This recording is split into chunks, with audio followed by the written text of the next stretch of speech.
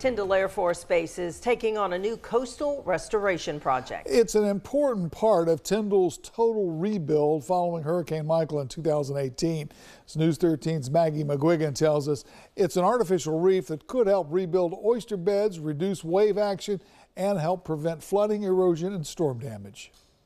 The Air Force Civil Engineers Center's Natural Disaster Recovery Division is over a week into its latest coastal restoration project. The Defense Advanced Research Projects Agency, or DARPA, is leading the oyster reef construction through its Reefense program. Tyndall's Reef is the first of 3 being developed under a $67.6 million DARPA program. The artificial reefs are models testing the ability to reduce the impact of storm waves and slow down erosion. Every time the waves are hitting the shore, they're taking a little bit of that sand with them. And over days, weeks, months, years, you end up seeing significant amounts of erosion.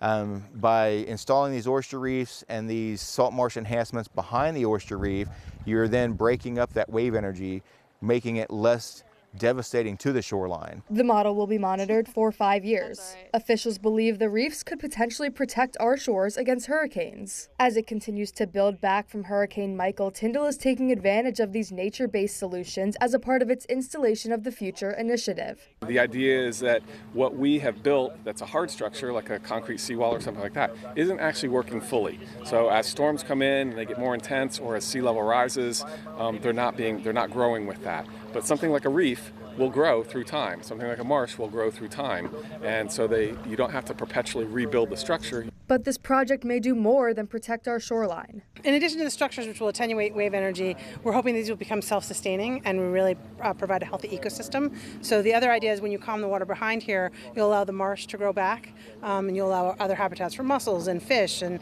other habitat to come back here and be more like this once was. Officials have high hopes for the future of Reefense and nature-based solutions. We've got 40 miles of coastline. This project is about 300 feet, which is a grain of sand in terms of the big coastline, right? We've got projects going on around the installation, additional oyster reefs and other coastal resilience projects. Once each of those projects independently show to be successful, we can start to scale up those projects. Officials hope to see their coastal resilience projects eventually overlap and protect the entire coastline. At Tyndall Air Force Base, Maggie McGuigan, News 13, Panhandle Strong.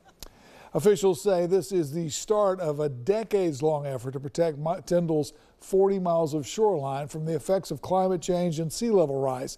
If successful, it could result in a lower CO2 footprint and a faster return on the investment for the surrounding ecosystem.